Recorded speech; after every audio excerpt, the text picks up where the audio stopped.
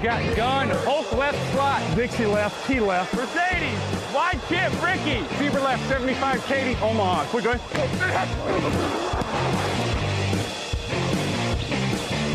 Last play of the game. Who's going to win it? Luck rolling out to the right. Dumps it up to Donnie Avery. Yeah! Goal line. Touchdown. Touchdown. Touchdown. Touchdown. Hello, bonjour et bienvenue à tous dans l'épisode numéro 203 du podcast Jean Actu. La matinée, très heureux de vous retrouver en ce jeudi. À mes côtés, Raphaël Masmejean, bonjour. Salut à tous. De retour à deux. C'est vrai, à l'ancienne, comme au bon vieux temps du salon. Je sais pas s'il faut dire au bon vieux temps. Oh, mais... non, pas bon vieux temps, mais c'est vrai que c'est une autre époque. La petite table de bar, les deux petits micros. Bon. Camille Sarabène est avec nous. Bonjour Camille. Bonjour. Camille qui était aussi avec nous à l'époque de la petite table de bar dans le salon, sauf qu'il était dos à nous, on ne le voyait pas. Le podcast Jean Actu du jeudi qui vous est présenté par Unibet, votre détour obligatoire pour les paris en ligne sur la NFL. Pour une deuxième année de suite avec nous, ils sont dans le menu du site. N'hésitez pas à cliquer en passant par le menu pour aller faire vos paris sur la NFL. On vous donnera évidemment les meilleures cotes en fin d'émission. Petite nouveauté cette semaine puisqu'on modifie légèrement la forme de l'émission avec un ajout. On a trouvé que l'émission n'était pas forcément assez tranché dans l'actualité le jeudi. Alors on a ajouté une séquence débat. Le but évidemment c'est pas de se hurler dessus. Le but c'est plutôt de parler un peu de ce qui se passe en NFL. Et cette semaine on va parler de la date limite des transferts qui arrive. C'est le 31 octobre. Et on va s'imaginer quelques petites destinations. J'ai prévu quelques petites surprises pour Raphaël. Et puis les pronos et les cotes sont évidemment là, sans oublier les affiches de la semaine. Et c'est par ça qu'on commence. New England Patriots, 5 victoires, 2 défaites. Los Angeles Chargers, 3 victoires, 4 défaites. C'est notre affiche de la semaine. Et c'est notre affiche aussi parce qu'elle est liée à l'actualité, Raphaël. Les Patriots semblaient aller un peu mieux. Et là, boum, saison terminée pour Donta Hightower. Déchirure pectorale. Un énorme coup dur pour cette défense qui perd quand même le mec qui était au cœur de la défense, littéralement, physiquement et psychologiquement aussi, parce que c'est un des leaders. Ouais, c'est un des leaders de cette défense. Disons que sur les 3 derniers matchs, vraiment, la défense des Patriots, ça allait beaucoup mieux avec 14 points encaissés, 17 et 7 points. Donc vraiment, ils avaient réduit comparé au début de saison où ils prenaient plus de 30 points à tous les matchs. C'est un ajout qui va faire mal. Qui va pas forcément se ressentir sur toute la saison, on va dire, pour que les Patriots dominent en AFC Est et soient présents en play-off. Je pense qu'ils peuvent aller en play-off quand même. Faut pas, le bateau va pas couler. Ils peuvent aller en play-off sans Donta Hightower.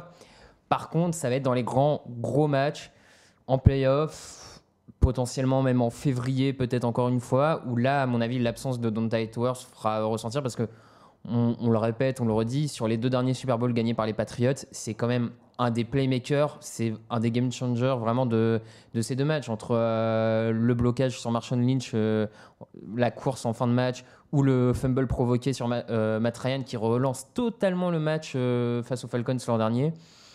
Voilà, ils perdent un mec qui est capable de changer un match sur une action. Et ça, pour toute la saison, ils peuvent le compenser. Pour le big game, ouais, alors ça sera compliqué. Je te trouve même un peu optimiste parce que contre les Chiefs, on l'a vu en première semaine, derrière sa sortie, ils prennent 21 points de suite.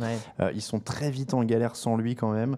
Et du coup, on voit les stats, Camille va nous les passer, qu'on a sur l'attaque des Patriots, mais la défense des Patriots, ils sont déjà 32e sur les yards encaissés, ils sont déjà 32e contre la passe et 22e contre la course.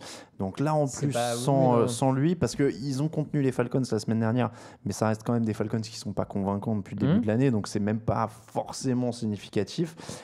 Et surtout, en face, il y a quand même une attaque de Los Angeles qui a des armes. Je dis pas qu'ils carburent bien et qu'ils sont réguliers, mais au moins ils ont des armes. Ils ont vraiment quelque chose qui pourrait faire. Donc ça sent quand même. De toute façon, c'est un match-up un peu piège pour les Patriots. Je dis pas, ils sont quand même bien favoris de ce match, mais ils vont quand même rencontrer une équipe des Chargers qui est un des meilleurs duos de pass rushers de la ligue. Joey Bosa, Melvin Ingram, ça marche quand même très très bien depuis ce début de saison. Et il y a pas de raison qu'ils n'arrivent pas à faire des trucs sympas face à la ligne offensive des Patriots qui est en difficulté depuis le début de la saison. Ils ont des armes, comme tu l'as dit, en attaque. Les Patriots prennent vraiment beaucoup de yards à la passe, 323 yards en moyenne par match à la passe. Philip Rivers est capable de mettre 300 yards dans un match à la passe s'il est dans un bon jour. Donc, faudrait pas prendre ce match un peu trop de haut côté Patriots. Non, et puis alors, là, on a parlé de l'attaque, mais donc la défense des Chargers. Tom Brady a pris 18 sacs. Et en face, Melvin Ingram, 8 sacs et demi. Joey Bosa, 7 sacs et demi cette saison. Alors, est-ce que l'espoir, alors pas l'espoir parce que ils sont favoris des bookmakers, mais les Chargers sont quand même vulnérables contre la course. Ils encaissent 140,6 yards au sol par match. Ils sont les avant-derniers dans ce domaine-là.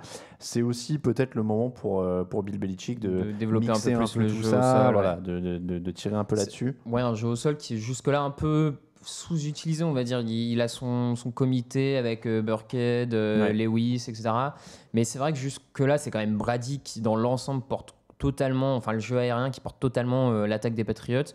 Ça vaut peut-être le coup pour une fois, même pour reposer un peu Brady face au pass rush qui s'annonce, de donner un peu plus de ballon aux coureurs, d'en profiter. Je pense que c'est un des points sur lesquels les Patriots doivent insister clairement. Pronostic. Je vais quand même partir sur New England, mais part sur New England aussi, mais ça peut être un peu embêtant comme match-up. Il y a des atouts. Il y a des atouts côté Chargers. J'en profite pour faire un petit tour par le live pour vous dire bonjour à tous. Évidemment, je ne l'ai pas fait dès le sommaire parce que je n'avais pas tout de suite les messages sur le live. On dit bonjour à Guillaume, on dit bonjour à Raoul qui est dans l'Eurostar apparemment, qui part pour Londres, Loïc, Guillaume, Tarsvelder, Emmanuel. Alors il y a beaucoup de monde qui fait des remarques sur ma nouvelle coupe de cheveux. Merci beaucoup d'avoir remarqué. Ça me fait plaisir. C'est juste que oui, je suis allé chez le coiffeur. C'était en venant au bureau là, donc c'était il y a 2 heures. J'espère que ça vous plaît. Donc voilà, bonjour à tous en tout cas. Et il y a déjà des petites propositions de transfert. Ne vous inquiétez pas, on va y venir. Un mot sur une deuxième affiche de la semaine. Cleveland 0 victoire 7 défaites, Minnesota 5 victoires de défaites. Alors oui, je ne parle pas de Cleveland pour le plaisir de parler de Cleveland. C'est juste parce que c'est à Londres, donc on dit un petit mot. On a dit, il y a nos rédacteurs Raoul et Kevin qui sont sur le chemin. Un mot sur ce match donc. DeShone Kizer est de retour au poste de titulaire des Browns après avoir manqué 2 cartons quand même. Myles Garrett a une commotion. J'ai pas vu s'il était dans l'avion ou quand est-ce qu'il part, mais à mon avis il y sera pas. Je vois pas dans quelles conditions ils lui feront faire le voyage pour rien. Oui, ça paraît très peu probable. Donc, il y aura même pas Myles Garrett. C'était quand même intéressant de voir le numéro 1 de la draft. C'est vrai, ça permettait de voir ça. À mon avis, il y a peu de chances qu'on le voit sur le terrain. Les Browns s'enfoncent. Est-ce qu'on commence à se poser des questions sur Hugh Jackson parce qu'il avait le bénéfice du doute les premières années et là, on s'attendait quand même à ce que ça monte un peu, quoi. On commence à se poser des questions sur un peu beaucoup de monde, effectivement. Hugh Jackson, le premier. Sur encore une fois le front office, mais ça, est-ce que c'est nouveau côté Browns, on va dire, de se poser des questions sur le front office? C'est vrai que là, ça commence à faire beaucoup, notamment les tweets abondent dans ce sens, etc. Mais les remarques sur le nombre de quarterbacks qu'ont laissé passer ces dernières années les Browns et sur le fait que eux à chaque fois prennent le mauvais. Ça commence à... Carson Wentz, DeShaun Watson, oui, il y a beaucoup de gens qui sont passés faire beaucoup cette histoire. Je sais pas, il y a un problème... C'est tellement déstructuré là chez les Browns que je sais plus vraiment d'où vient le problème. Est-ce que c'est que le coach? Est-ce que c'est tout le monde? Qui faut... Enfin, je t'avoue que ça commence à être un peu désespérant. Tu es perdu. Bon, les Vikings ont une défense très solide en face. Ils ont une attaque qui trouve toujours des solutions. Oui, aussi. Mais ils ont aussi une attaque qui trouve toujours des solutions. Stephen Diggs est du voyage. Donc là, en l'occurrence, s'ils le font venir, c'est qu'il y a des bonnes chances qu'il joue. À part s'il veut voyager à Londres, il veut peut-être visiter, en profiter. Après... tu vois, je pense pas que les Vikings vont être ruinés s'ils payent un billet d'avion à Stephen Diggs. Non, mais je pense que les franchises NFL, quand le mec est blessé, ils prennent pas le moindre risque, ils le laissent se faire traiter au calme à la maison plutôt que de lui faire manger le décalage horaire.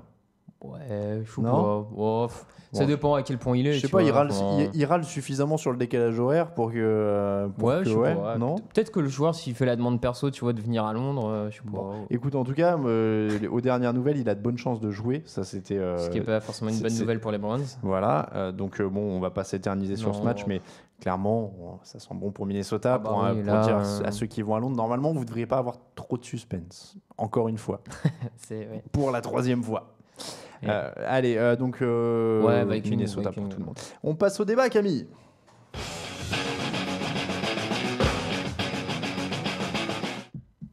Et oui, le débat, on a remis un petit son un peu familier et ancien, parce que oui, fuck YouTube et fuck les restrictions de musique. On avait envie de prendre un truc bien pour une fois. Je sais pas, on verra bien s'il est coupé, je m'en fous, j'avais pas envie de chercher plus loin. Il est court là quand même. Il est très très court là, s'ils reconnaissent, même au blind test, dites-moi si vous l'avez reconnu. Bon, normalement, les vrais savent. Le débat, donc, notre nouvelle séquence, la date limite des transferts approche, c'est le 31 octobre. Qui doit bouger ou non, c'est notre thème. On précise que c'est pour le fun. On sait évidemment que malheureusement, les équipes NFL sont souvent très frileuses et qu'il y a peu de chances que ça bouge et il y a peu de chances qu'il y ait de l'audace. Donc, on a 3 évidences et 2 surprises. 3 évidences. Ok. Alors, évidence, c'est pour les joueurs qui doivent bouger, pas la destination. D'accord. Ok. Voilà. Le premier, c'est Martavis Bryant. Puni, il jouera pas le prochain match. Ouais. Il veut plus de ballons. Il l'a dit. J'ai une famille à nourrir. J'adore cette excuse. L'équipe dit qu'il ne bougera pas. Est-ce que, tu penses qu'il va bouger à terme? Il lui reste une année de contrat l'an prochain à $800 000. C'est vrai que c'est une bonne affaire. Sur le papier, il coûte rien. C'est une bonne affaire sur le papier. J'ai envie de te dire oui et non, parce qu'il a quand même l'air d'être un cas un peu dans un vestiaire. De mémoire, il a quand même été suspendu pour produits illicites. Et au prochain contrôle positif, il est suspendu 1 an. Voilà. Donc, bonne affaire, ouais, mais bonne affaire qui peut vite devenir un peu pourrave que tu n'utilises pas de la saison, quoi. Donc, disons que le garçon est exigeant par rapport à son statut, par rapport aux suspensions. Que les Steelers cherchent à s'en débarrasser, de toute façon, ils s'en débarrasseront parce que côté Steelers, on n'est pas du genre à laisser un joueur prendre le dessus sur la franchise. Ils se sont débarrassés de Mike Wallace. À chaque fois qu'il y a un receveur, Santonio Holmes, ils ont Plaxico Burress et Santonio Holmes. Les deux. Enfin voilà, côté Pittsburgh, on a toujours foutu les receveurs quand ils parlaient un peu trop à la porte. D'ailleurs, Santonio Holmes portait le même numéro 10 que Bryant. Quand je cherchais les photos, tu sais, je disais mais il y a un truc en fait sur ce numéro. Ils les mecs, Non, mais ils aiment bien les receveurs un peu cassos, les utiliser 1 ou 2 ans et puis. Moi, je trouve pas que ce soit une si bonne opportunité que ça, le Martavis Bryant, sincèrement, avec le risque de suspension d'1 an. Alors après, encore une fois, il y a du talent, il y a du talent et il y a son salaire rikiki. Qui fait qu'une franchise tentera le coup de le signer l'an prochain. Pour moins d'$1 million pour un receveur de cette qualité-là. Après, tu l'échanges pourquoi Alors, c'est la double question. On avait ces stats que Camille va nous passer en images. Il avait été drafté au 4e tour de mémoire. J'ai un trou peut-être un peu plus haut, non ? Bon, en tout cas, j'avais 2 propositions pour toi, je crois. La première, alors il y a Guillaume qui met Bryant aux Patriots. Ça me paraît un peu... Il y a Alexandre qui met les Browns vont le récupérer, comme d'habitude. Il y a Pedro Sanchez qui a reconnu Guerilla Radio de Rage Against the Machine. Et on te remercie. Chicago ou Carolina ? Moi, j'avais ces 2-là. Carolina se cherche un mec pour dynamiser avec Kelvin Benjamin qui est un peu up and down et Greg Olsen qui est blessé. Donc, ils n'ont pas peur des cassos, ils ont Cam Newton en quarterback. Ouais, mais ils n'ont pas peur des cassos au poste de quarterback parce qu'en même temps, tu vois ce que je veux dire. Regarde, mine de rien, leur ancien GM n'avait pas hésité. Alors après, est-ce que le nouveau sera dans le même esprit? Mais ils n'ont pas hésité à casser le franchise tag de Norman. Ouais, ça c'est vrai que c'était fou. Parce que ça posait problème en termes de comportement. Ça c'était dingue. Ils l'ont coupé parce qu'il posait des problèmes en termes de comportement. Il y a Loïc qui nous dit que le duo Cassos-Bryant-Newton peut être magnifique pour le petit-déj. Je le vois plus à Chicago pour le coup, tu vois. Alors Chicago, où il y a une pénurie de receveurs, des blessures, un jeune quarterback. Ils peuvent tenter le coup. Et en plus, Bryant, tu l'amènes en lui donnant quasiment la certitude d'être numéro 1 parce que Jeffrey est parti en début de saison et que l'ami qui avait été drafté très prometteur de Parker... Ah oui, White. n'a fait un match en 3 ans, je crois. Bon, Chicago alors. Ouais, Chicago, ça me semble pas mal, ouais. Allez, on passe au deuxième homme, c'est Duane Brown, retour de grève, on est dans l'actualité aussi, avec les Texans. Toujours pas de gros contrat, il a juste cédé pour pouvoir compter sa saison dans son contrat et vers la free agency. 1 an quand même de mémoire oui, je crois qu'il lui reste 1 an après ça. Il a 32 piges.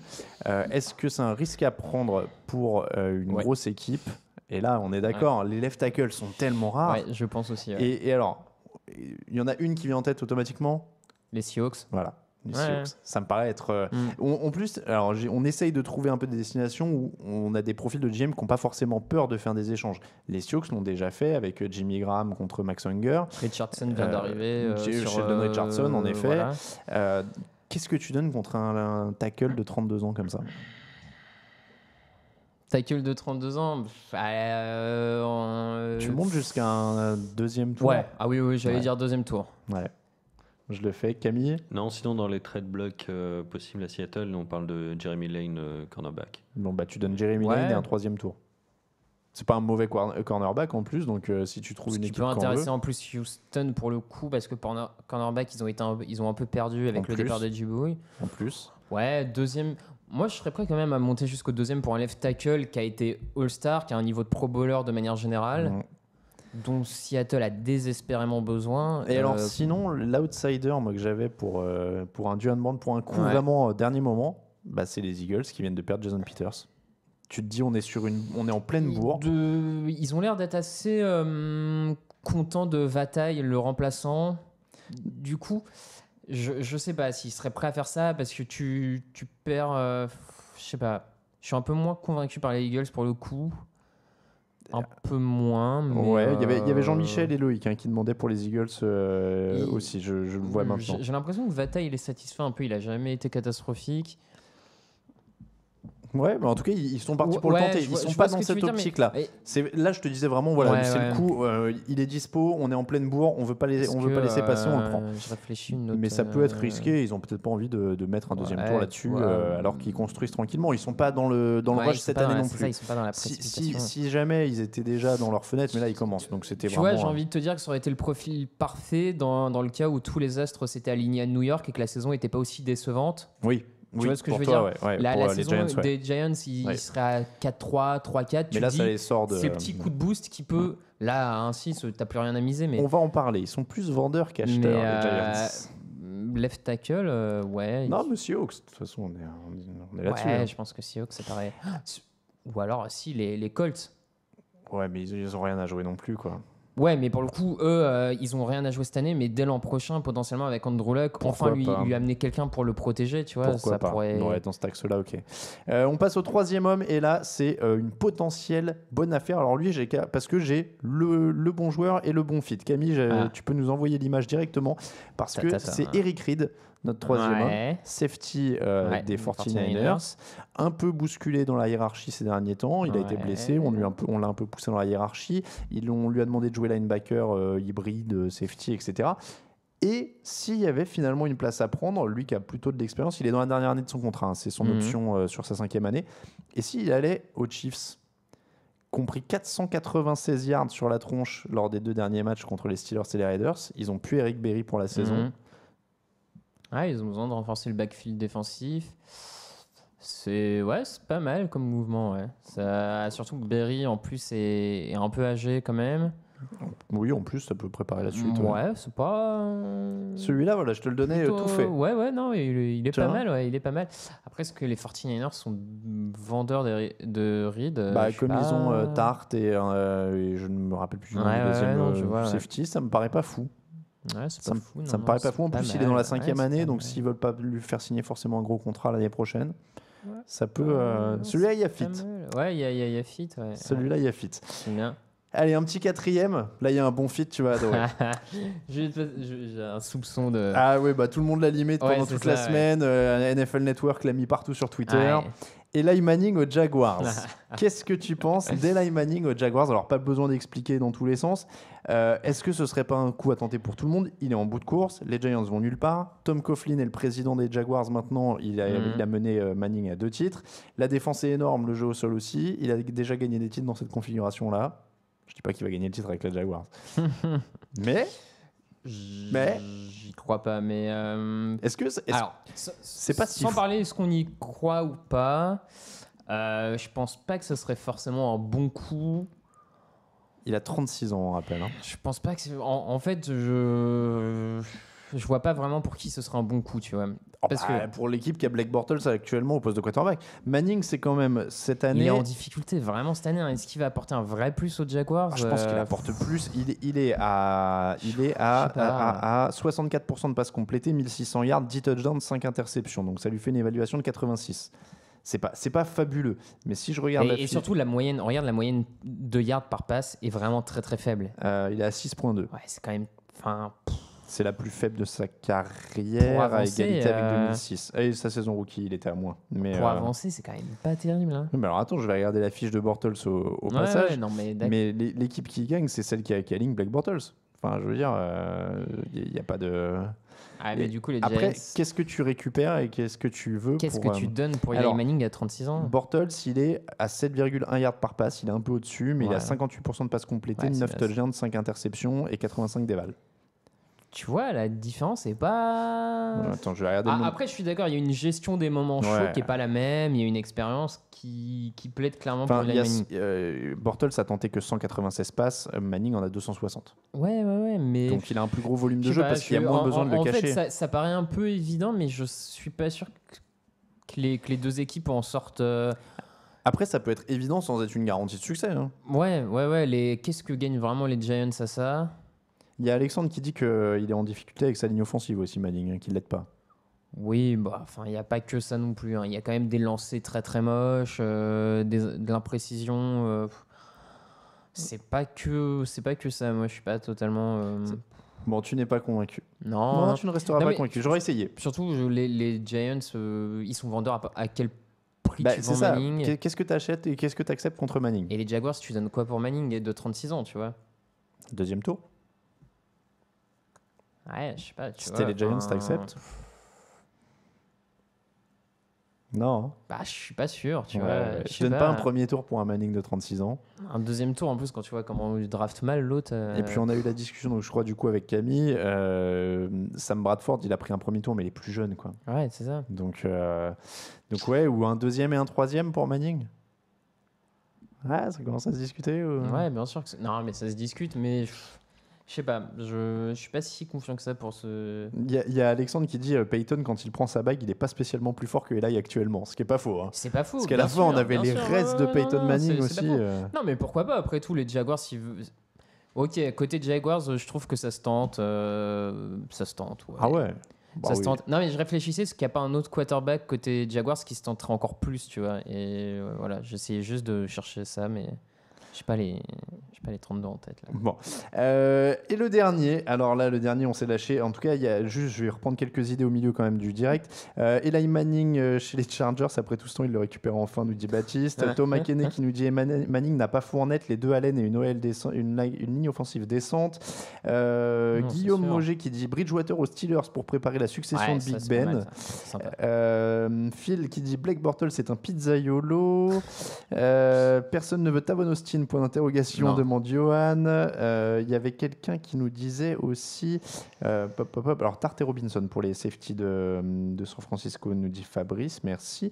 Joe Staley est aussi à saisir du côté de San Francisco dans le genre super lineman, nous dit Kevin. Voilà, bon, c'est toute une ligne offensive qu'il faut pour les Colts, nous dit Martial. Qui pour remplacer Hightower, nous demande Céline. Ça, c'est pas forcément une mauvaise question parce que les Patriots n'ont pas peur de faire des trades. Ouais, mais là, c'est un trade blockbuster là. Enfin, pour remplacer Hightower. Je me souviens plus du nom du joueur des Saints que NFL.com. Kika. Ouais, que NFL.com proposait. Ouais, tu remplaces numériquement. Hein. Bon.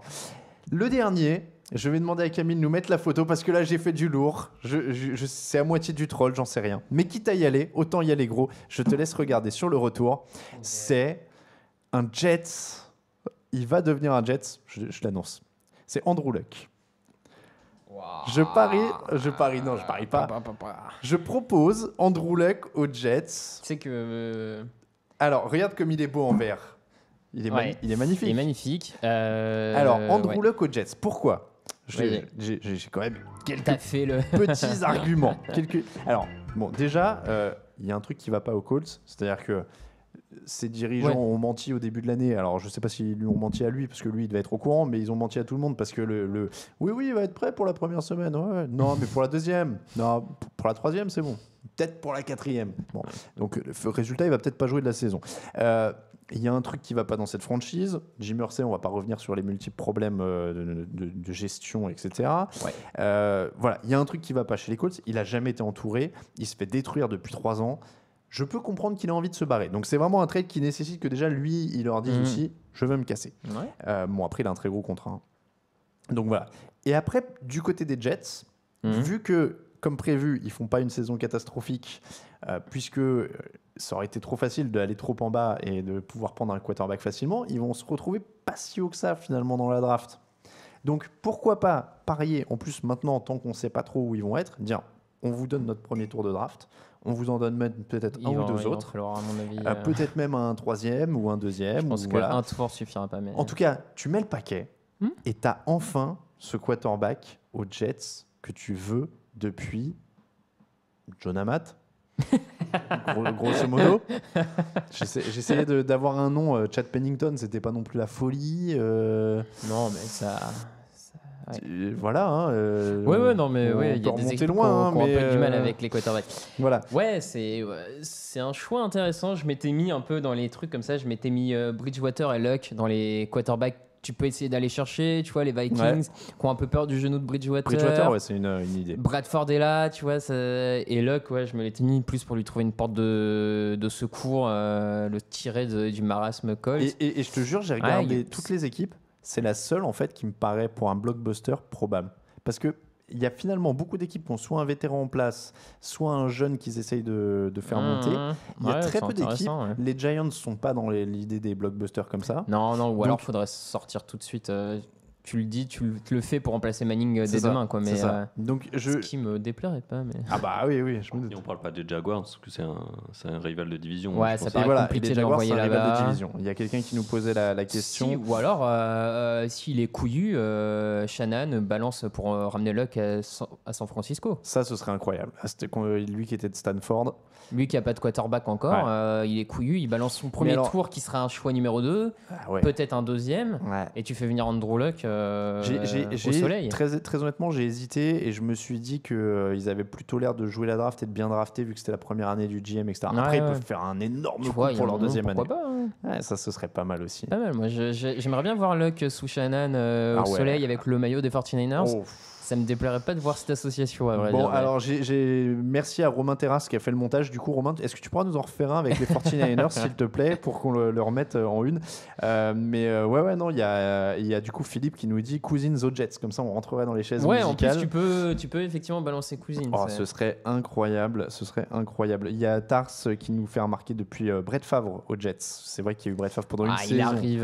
Mais il a une déchirure, je crois, du triceps à la fin de l'année. Il fait 7 premiers bons matchs. Et puis, il envoie des photos. Il y a Mathieu qui nous dit Luck aux 49ers. Ouais, 49ers ou Jets. Ah ouais, franchement. 49ers ou Jets, c'est pas mal ça. Bon, pour Andrew Luck. Voilà pour ces transferts potentiels. On va terminer avec une dernière image qui va te faire plaisir. Raphaël, c'est aussi un petit montage de notre graphiste Romain Terrasse. Camille va nous envoyer ça. C'est un montage qu'il a fait pour ceux qui ne voient pas, où on a Andrew Luck sur le corps de Josh McCown, je crois, avec la tête d'Andrew Luck sur un maillot des Jets et la tête d'Eli Manning sur celle de Blake Bortles dans un maillot des Jaguars pour la belle opposition qu'on pourrait peut-être avoir. Qui sait d'ici 2 semaines. Si les dieux du... Mais bon. Ah bah, si ce transfert se fait, ça c'est un match de play-off de toute façon. Ça, c'est la finale de conférence CFC. On est pas mal. Allez, voilà pour ce petit débat sur les transferts possibles. Peut-être plus impossible ceux-là. Dans les semaines à venir, on fera donc un petit débat tous les jeudis. Ça serait ouf qu'une franchise pète un câble comme ça et casse les conventions, les normes NFL et vas-y. Ouais, un truc avec des premiers tours dans tous les sens et tout ça. Bon, en tout cas, on fera des débats tous les jeudis. N'hésitez pas à soumettre des idées. On pourra faire des trucs un peu plus décalés des fois. On avait déjà pensé, on avait parlé avec Raoul, un débat sur le quarterback idéal. Le bras de qui, la jambe de qui, le mental de qui, etc. On voudrait faire des petits débats comme ça du jeudi, donc n'hésitez pas à proposer. Nous, on passe au pronostic.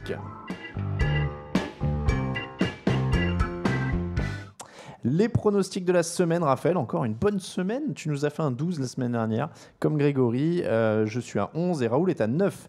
Au total, tu domines les débats avec un 50... Non, j'ai mal noté. Attends, j'ai mal noté quelque part. Tu es à 60 et des poussières. Ouais, tu es à 67. Excuse-moi, j'avais les notes de la semaine dernière. Donc, tu es à 67. Je regarderai sur le synthé en bas quand il va passer. Voilà, 67 Raphaël, 62 Alain, 61 Raoul et 65 Grégory. Donc, ça, c'est quand même... voilà, tu domines quand même assez largement. On passe donc au match de cette semaine. Attention au décalage horaire et à l'heure d'hiver, puisque nous avons 1 heure de décalage. Pas mal. Alors, pas sur le match du jeudi, qui est dans la nuit de jeudi à vendredi, à 2h30 du matin. Ravens, 3 victoires, 4 défaites. Dolphins, 4 victoires, 2 défaites. Les 2 plus mauvaises attaques de la ligue face à face. Matt Moore recommande du côté de Miami. On avait tous les deux dit Dolphins avec Raoul dans l'émission de mardi.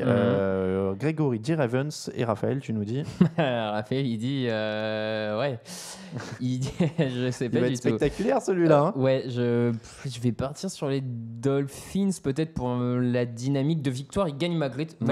Ah, ils sont à 4-2. C'est incroyable. Avec cette attaque. Voilà, les Dolphins, mais ouais. Allez, coup d'envoi dimanche 15h30. Cleveland Browns, 0 victoire, 7 défaites. Vikings, 5 victoires, 2 défaites. On a tous les deux dit les Vikings. Raoul et Grégory disent les Vikings. Coup d'envoi dimanche à 19h. Jets, 3 victoires, 4 défaites. Falcons, 3 victoires, 3 défaites. Le saviez-vous ? Josh McCown a une meilleure évaluation que Matt Ryan cette saison. Incroyable. 91.5 contre 89.3. Bon, ceci dit, je vais quand même pronostiquer les Falcons. Parce qu'en théorie, ils ont l'avantage au niveau des munitions sur le papier. Mais c'est quand même assez triste ce qui se passe avec cette attaque d'Atlanta. Hein. Ouais, cette attaque d'Atlanta qui a vraiment du mal. Et je pense que là, on peut quand même commencer un peu à l'associer au départ de Mike Shanahan, clairement. Ils ont du mal à trouver la bonne carburation. Après, je dirais même qu'ils ont plus d'armes aussi en défense potentiellement, en attaque. Ils vont bien finir par casser cette loose. Je crois qu'ils clôturent l'AFC Est. Ils ont enchaîné. Possible, ouais. De mémoire, ils ont fait là les 4 équipes à la suite d'AFC Est. Peut-être. Ouais, c'est ça. Bills, Dolphins, Patriots, et ils enchaînent. Ça serait bien qu'ils terminent un peu la note. Falcons. Ouais, Falcons. Allez, Falcons pour Raoul et Grégory aussi. Tampa Bay Buccaneers, 2 victoires, 4 défaites. Carolina Panthers, 4 victoires, 3 défaites. Le match des irréguliers de la NFC. Ouais. Carolina a perdu 13 ballons contre 4 seulement arrachés à l'adversaire cette saison. Alors après, la bonne nouvelle, c'est que Tampa peut en donner aussi. Hein. Il y a un Jameis Winston qui fait comme ça à un moment avec son bras et puis ça part dans tous les sens. Tampa sac pas beaucoup. Non, 7 depuis le début de l'année, au point que Simeon Rice, donc l'ancien de la défense légendaire de 2003, leur a proposé ses services à 43 piges. Bah écoute, s'il pense s'amener, pourquoi pas il a dit, il leur reste 10 matchs, il me reste 12 sacs. Oh, j'aimerais tellement voir ça. Franchement, faites-le les gars. Je kifferais. Franchement, quelqu'un le disait dans les commentaires sur le site, s'il est vraiment prêt à prendre le minimum. Ça se tente, hein. Vas-y. Tu le mets sur un match, tu vois ce qui se passe. C'est un borderline Hall of Famer. Ce serait incroyable. Ce serait magique. Donc moi je prends les Bucks parce que ils ont plus de puissance de feu en attaque. Je trouve que Carolina a plus de jeu au sol et mais c'est vraiment un pile ou face ce match. Ouais, franchement celui-là. Pour te situer. Ça se joue où, tu sais ou... Tampa. Raoul a dit Bucks, Grégory a dit Panthers. Je vais jouer les Panthers. Ouais, mais il est dur, hein, celui-là. Ouais, franchement, celui-là. Philadelphie, 6 victoires, 1 défaite. San Francisco, 0 victoire, 7 défaites. Choc des extrêmes. Philadelphie marche sur l'eau. Les 49ers se sont fait marcher dessus par Dallas. Sur le papier, il n'y a pas photo. Ouais, ils sont complets. Les Eagles sont complets plus partout. Philadelphie. Philadelphie pour tout le monde. New Orleans, 4 victoires de défaite. Les Bears, 3 victoires, 4 défaites. 3 touchdowns défensifs de moins 75 yards pour les Bears en 2 matchs. Qui sont bons. Hein, on parle peut-être pas assez de leur défense, mais leur défense est vraiment sympa. Le problème, c'est que même si leur défense fait bien le taf là face aux Saints, Drew Brees arrivera toujours, à mon avis, à mettre sa quinzaine de points et qu'actuellement, Trubisky, en lançant 7 ballons, ça passera pas face aux Saints. Ça peut pas passer. Tu peux absolument pas pronostiquer contre les Saints dans ce match où Trubisky sort d'un match comme ça. Surtout qu'ils sont en pleine bourre, 4 victoires de suite. Les défenses, ça joue bien et tout. Non, clairement. Non, mais franchement, oui, c'est assez rigolo. Mais en effet, cette défense, on nous a reproché de pas en avoir parlé assez dans le dernier podcast. Cette défense, elle est énorme. John Fox fait du bon boulot avec les défenses. Mais là, pour l'instant, en effet, on faut aussi constater que trop en attaque. C'est dramatique le niveau de l'attaque sur la dernière semaine. Mais c'est pas les seuls à leur décharge à être mauvais en attaque. C'est vrai. Donc Saints pour tout le monde. Patriots 5 victoires, 2 défaites. Chargers 3 victoires, 4 défaites. On a tous les deux pris les Patriots. Raoul et Grégory ont tous les deux pris les Patriots aussi. Bills 4 victoires, 2 défaites. Raiders 3 victoires, 4 défaites. Les Raiders, petite observation, n'ont quand même plus vraiment de jeu au sol. Leur meilleur coureur, c'est Jalen Richard qui a gagné 158 yards depuis le début de l'année. Depuis le début de la saison. Et Lynch est suspendu pour ce match. Pas parce qu'il a porté sur les derniers matchs. Mais il y a un vrai truc qui se joue là au niveau des Raiders quand même, de dire il faut qu'ils soient exceptionnels dans les airs comme ils l'ont été contre les Chiefs au final, où il y a un Amari Cooper à plus de 200 yards, il y a un truc fabuleux. Mais je suis pas sûr, tu vois, que face à cette équipe de Buffalo, ça repasse. Moi, je le trouve très compliqué à jouer celui-là parce que surtout que les Bills ont ce côté un peu qu'on sous-estime. On les voit jamais gagnants, sauf qu'au final ils battent les équipes adverses. Bon, après, certains diront ouais, mais ils battent des Broncos où il n'y a plus d'attaque, ils battent des Falcons un peu en dents de scie. Ouais, mais bon, faut quand même les gagner. Et les Raiders, ouais, celui-là, je t'avoue que. Moi, j'ai énormément de mal aussi. Parce que je me dis, je vais encore sous-estimer les Bills et ils vont s'en sortir encore une fois. Moi, je pense que je pars sur les Bills, mais. Moi, je vais partir sur les Raiders, mais j'ai peur de le regretter. Parce que ce déficit de jeu au sol et cette défense qui peut quand même... En plus, Buffalo, pour peu que le Sean McCoy s'en sort bien, ils peuvent vraiment gérer le chrono, priver Derek Carr de ballon. Je vais jouer les Raiders sur la dynamique parce qu'il y a vraiment eu un très bon match. Ils ont l'air d'être là dans l'esprit, Cooper, etc. Mais c'est pile ou face aussi. Donc Bills pour toi ? Ouais, Bills. Raiders de mon côté, Raiders pour Raoul, Bills pour Grégory. Donc c'est très splitté. Bengals, 2 victoires, 4 défaites. Colts, 2 victoires, 5 défaites. Celui-là est vendu rêve. Les deux équipes sortent d'une défaite. Il s'agit de pas sombrer, clairement, pour les deux. Parce qu'en 4 défaites, c'est un peu fini. On s'envoie vers la fin. Je suis pas certain que ces deux équipes ont encore beaucoup d'ambition. Je pense qu'on on peut faire ça jeudi prochain, un débat on jette, on garde. C'est-à-dire ces équipes pour lesquelles on sait que la saison est finie, ces équipes où on sait qu'elles ont encore un truc à jouer. Je pense qu'il y en a encore. Puis on va avoir les trophées de mi-saison. Aussi, c'est vrai que ça approche. Moi, je vais dire les Bengals pour la qualité générale de l'effectif. Ouais, comme toi, il y a quand même plus de talent en défense, notamment en défense côté Bengals, quoi qu'on en dise. Ouais, Bengals. Bengals pour tout le monde. Coup d'envoi dimanche à 21h05. J'espère que j'ai bien dit 18h tout à l'heure pour les premiers matchs, parce que c'est 18h les premiers.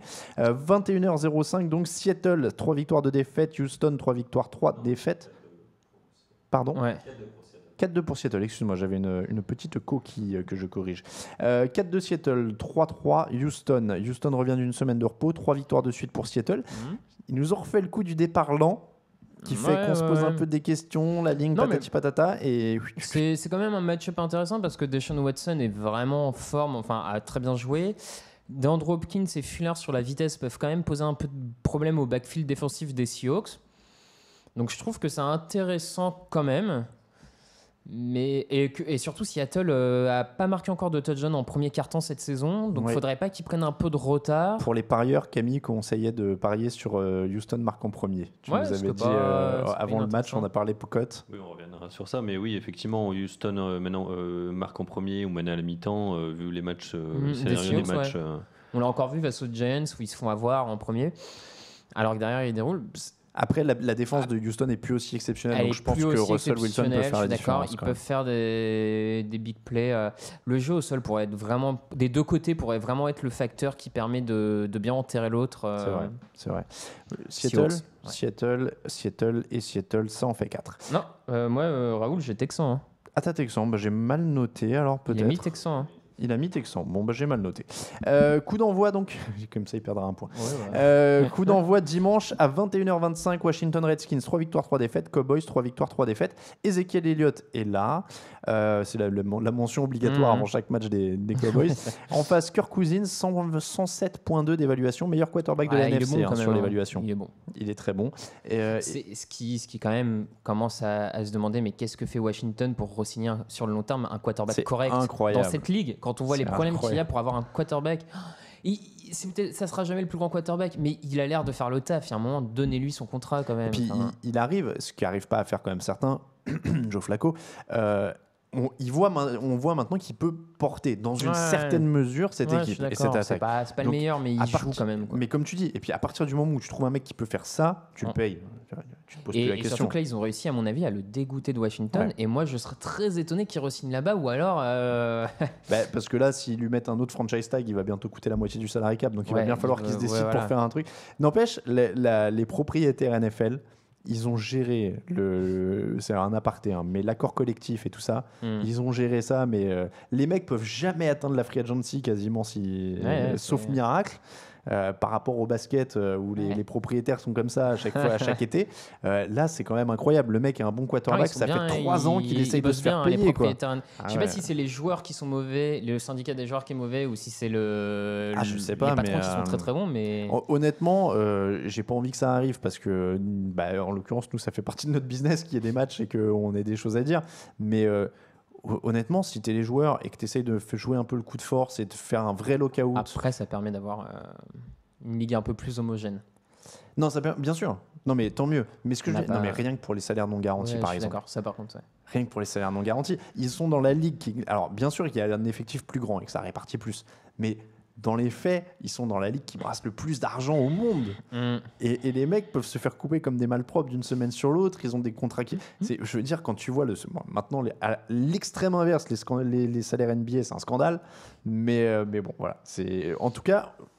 S'ils ont quelques syndicalistes un peu énervés dans le groupe des joueurs NFL. Ouais, pourtant, j'avais été à Houston à la conférence du syndicat des joueurs. Les mecs avaient l'air plutôt.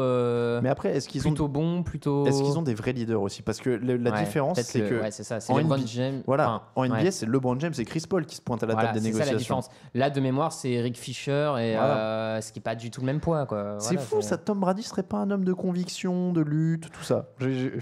J'en reviens pas. Je pense que malheureusement beaucoup des quarterbacks notamment sont comme ça. Non, mais Peyton Manning est pas beaucoup plus un homme de conviction. Non. Je dis ça pour Brady pour rigoler parce qu'on l'a vu. Je suis d'accord avec toi. C'est bien dommage qu'il y ait aucun joueur hyper emblématique qui soit. Les mecs ont vraiment trop tendance. Et ce qui est marrant, c'est qu'un mec comme Brady ou un autre quarterback va te dire c'est le sport collectif ultime. C'est ça que j'adore. Suer avec mes amis et aller vers le but ultime et tout. Par contre, les gars, on négocie ça. Non, mais ça va. Ouais, non, mais c'est bon. Bon, allez, assez pour l'aparté. On a dit quoi? Redskins pour moi. Je pense qu'ils peuvent le faire.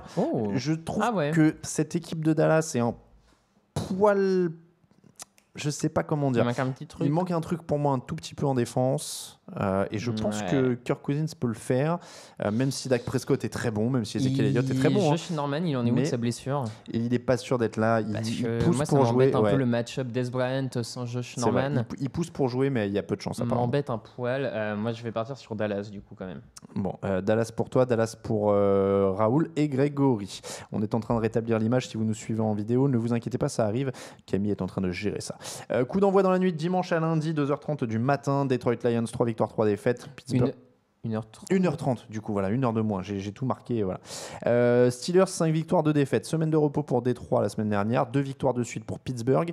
Alors, je suis assez étonné, je vais le dire tout de suite, Raoul et Grégory prennent les Lions. Oui, j'ai vu ça, je suis un peu étonné aussi. Peut-être qu'ils sont encore un peu méfiants de l'inconstance des Steelers, mais moi je trouve qu'ils ont bien enchaîné sur 2 matchs. Surtout le dernier où j'ai trouvé que pour une fois, un peu tous les éléments Steelers étaient là, l'attaque était vraiment pas mal. Le play calling de Todd Haley était vraiment bon, à tel point que certains des fans des Steelers avaient dit qu'en fait depuis 4 ans il fait un mauvais play calling pour préparer une grande surprise cette année, pourquoi pas. La défense est bien, peut-être c'est le fait que les Lions sortent de bye week, peut-être. Ouais, moi je sais pas. Oui, j'ai pas un souvenir que les équipes de Jim Caldwell soient des tueurs sanguinaires quand ils sortent de bye week. Non, mais je suis plutôt d'accord avec toi. Moi, je trouve quand même les Steelers mieux armés en défense, mieux armés en attaque.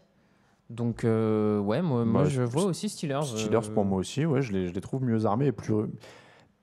Pas plus réguliers, mais pas moins irréguliers que les Lions. Exactement. Donc, coup d'envoi dans la nuit de lundi à mardi à 1h30 du matin. Donc, c'est le Monday Night Football. Kansas City Chiefs, 5 victoires, 2 défaites. Broncos, 3 victoires, 3 défaites. Le retour de Jamal Charles à Kansas City. Il a bien été remplacé. Kareem Hunt est le joueur qui a gagné le plus de yards depuis la ligne de scrimmage cette année, avec 1002 déjà. Alex Smith n'a pas lancé une seule interception. Tu te rends compte, le meilleur coureur des Raiders est à 150 quelques yards. Kareem Hunt, bon, il y a la passe aussi, il y a la réception dedans, mais il est à quasiment plus de 700, je crois, au sol. L'écart qu'il peut y avoir entre deux. Donc il est pas mal. Alex Smith donc n'a pas lancé une seule interception. Denver est 5e contre la passe. Est-ce que c'est la première qui pourrait arriver là? Denver est très très bon en défense. Le reste, même la défense contre la course, était vraiment pas mal. Ils peuvent intercepter Alex Smith. On a une équipe des Chiefs qui est un peu moins bien depuis 2 matchs, mais j'ai quand même envie de dire que le problème, c'est que l'attaque des Broncos paraît tellement anémique que, même si tu as cette défense qui ralentit un peu Alex Smith, je vois pas les Broncos aller en mettre une vingtaine de points aux Chiefs, donc ça me... Oui, non, honnêtement, c'est pareil. C'est plutôt l'attaque de Denver qui m'inquiète plus que ça, même si la défense des Chiefs a eu du mal ces dernières semaines, même si elle a pris beaucoup de yards. Ouais, et puis ces dernières semaines, elle prend beaucoup de yards face aux Raiders qui sont quand même mieux armés.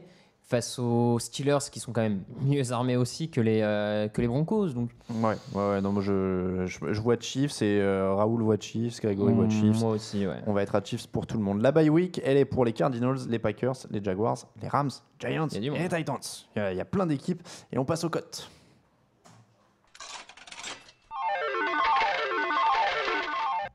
C'est l'heure des cotes de la semaine avec notre partenaire Unibet. Raphaël, je te laisse commencer. Ouais, alors, si je dis pas de bêtises, je t'ai dit les Raiders. Ouais, tu m'as dit les Raiders. C'est ça. De mémoire, qui ont une cote à 2. Oui. Alors, j'ai joué les Bills, mais... À 92 maintenant. 1,92, tu vois, petite modification en cours de route. J'ai joué les Bills là sur les pronos, mais c'est un match-up qui me paraît clairement pas perdu d'avance pour les Raiders. On l'a dit, hein, c'est hyper serré, donc à 1,92. Voilà, 1,92, je trouve que ça se joue pas mal comme cote quand même. Moi, je vais te donner à 1,92 aussi, justement, les Redskins, que je vois justement déjà contre Dallas. Je pense qu'ils ont le coup à jouer, même si Trent Williams n'est pas là, on nous l'a fait remarquer aussi. Mais à 1,92, je trouve que ça se tente au niveau des cotes. Et même chose, du coup, que les Raiders. Petite cote bonus, donc troisième, d'habitude on a troisième homme. J'ai envie de faire le fou. Les Chargers sont à 3,10. Ouais, mais on a dit Melvin Ingram, Joey Bosa, une défense des Patriots qui a perdu Donta Hightower. Pour moi, ça se joue. Ça me paraît... Pour moi, ça se joue et je te donne le combiné. Du coup, à 10 € misé, tu es à 114,28 € pour les 3 cotes. Ouais, belle cote. Donc ça fait un beau petit combiné. Oui, sans aucun doute. On est d'accord. Voilà donc pour les 3 cotes principales de la semaine. On va vous donner un petit YOLO des familles quand même. Alors, le YOLO maintenant, on garde les 3 cotes qu'on a données à la base. Ouais. Comme ça, on a Raiders, Redskins, Chargers. Ouais. Je te rajoute. Alors attends, je sors de mon petit truc. Je te rajoute que je ne dise pas de bêtises. Vas-y. Il y a les Colts qui sont à 4 pour ceux qui veulent faire les fous contre les Bengals. Cela dit, dans la NFL actuelle, je trouve pas ça si dingue. C'est pas incroyable. Trouve pas ça si dingue. Pas déconnant. Les Bears sont à 3,45 contre les Saints, mais là c'est injouable. Les Jets sont à 2,40 contre les Falcons, mais ça me paraît pas jouable. Ouais. Si vous voulez vraiment faire le fou, les 49ers sont à 4,90 contre les Eagles. Il y a les Panthers qui sont à 1,92 contre Tampa. Ouais. Je trouve que ça se joue. Les Texans sont à 2,60 contre les Seahawks. En prenant un bon départ. Ouais, pourquoi pas. C'est pas le plus évident, mais voilà. C'est du YOLO. Et enfin, j'avais les Lions, puisqu'on a 2 de nos collègues en plus qui les ont donnés gagnants. Les Lions sont à 2 contre les Steelers. Donc ça peut se jouer. Et donc là, vous en avez 6. Et alors la cote, je sais plus combien, parce que la cote a un tout petit peu bougé, je crois, depuis qu'on a fait le synthé. Je sais pas combien tu vas avoir, Camille, pour le cumuler. Moi, j'ai 1256,06 € pour le total. Donc, je vous rappelle, vous l'avez en bas de votre écran de toute façon au pire, et je vous le lis. Raiders, Redskins, Chargers, Panthers, Texans, Lions. Bon, il y a le Texan qui est un peu dur. Le Chargers aussi qui joue les Patriots quand même. Je sais pas. Le Chargers... il est un peu dur. Le Charger, c'est un peu... Ouais, je sais pas. Là, vous le voyez en tout cas, vous l'avez même à l'écran. Merci Camille d'avoir mis ça. 1254,06 €. C'est-à-dire que le gain potentiel, c'est 1140,96 plus un bonus multimax de 113 €. 10, c'est pour 10 € misés, tout ça, évidemment. Voilà pour ce combiné YOLO de la mort qui tue. Tout ça. C'est comme ça que se termine l'épisode numéro 203 du podcast Jeune Actu. On vous remercie infiniment de nous avoir suivis. On se retrouve ce dimanche, dans le fauteuil, et mardi, évidemment, mardi prochain, pour le débrief de la semaine. On prévient qu'Ami Saraben ne sera pas là, donc ce sera moi à la technique. Ça va être rock'n'roll tout ça. On va se marier. Il m'a fait des cours de réalisation là, ces derniers jours, donc on va voir comment ça va se passer. Et Théo qui nous demandait Ravens contre Dolphins, vous voyez qui, on l'a dit au début, il y a du Dolphins quasiment partout normalement. Et du coup, de mémoire, la cote des Dolphins, c'est au-dessus de 2. Elle est à 2,05. Et ça s'ajoute dans un petit YOLO, tu vois. Là, si vous nous regardez en direct, en effet, la cote des Dolphins, ça se joue. Il n'y a pas trop de problème là-dessus. Voilà, donc, on vous rappelle que le podcast du jeudi vous est présenté par Unibet, votre détour pour les paris en ligne sur la NFL. N'hésitez pas à aller dans le menu du site, vous passez par là, vous cliquez là et vous allez chez eux. Comme ça, ils savent que vous venez de TDA. On vous remercie si vous nous soutenez sur Tipeee. N'hésitez pas à les rejoindre. Ce jeudi, il y a Félix Packers qui s'est ajouté à la liste. Et du côté vidéo, il y a John et Bleu qui s'est rajouté. Le nom sera dans le générique. On a rajouté les noms. On a actualisé le générique. Les commentaires sur iTunes, sur SoundCloud, sur YouTube, tout ça c'est très apprécié. N'hésitez pas à mettre des étoiles sur iTunes, je crois, et des pouces sur YouTube et tout ça. Voilà, maintenant on demande tout ça. N'hésitez pas donc à nous suivre sur Twitter aussi, @TDActu pour le site, @Raphaël_TDA, Camille Saraben et Alain Mattei pour moi-même. Toute l'actualité de la NFL, c'est sur tdactu.com. On va vous quitter là-dessus. On va vous souhaiter un très bon match du jeudi si vous nous écoutez en direct, et on vous dit donc à dimanche dans le fauteuil. Alors avec le décalage horaire, du coup on va le faire à 17h puisqu'on est censé faire 1 heure avant les matchs, donc 17 à 18h, et d'ailleurs on va chevaucher sur la fin du match de Londres, donc donc on va faire comme ça, on va faire un fauteuil de 17 à 18h dimanche. Je ne sais pas encore qui sera dans le fauteuil avec moi. Au pire, je ferai un stock de fromage. Je vous remercie. Camille, tu peux lancer le générique. On vous remercie de nous avoir suivis en direct. On vous souhaite une bonne écoute si vous nous écoutez en différé. Merci beaucoup Raphaël. Merci beaucoup Camille. Bon match à tous. Salut. Ciao, ciao. Les meilleures analyses, fromage et jeux de mots, tout sur le foutu est en TDAQ. Le mardi, le jeudi, tailgate au risotto, les meilleures recettes dans TDAQ. Fumble pour JJ Watt, Bismuth pour Marshall Lynch, Rocklash Global Beckham, Tom Brady quarterback, calé sur le fauteuil, option Madame Irma, à la fin on compte les points et on finit.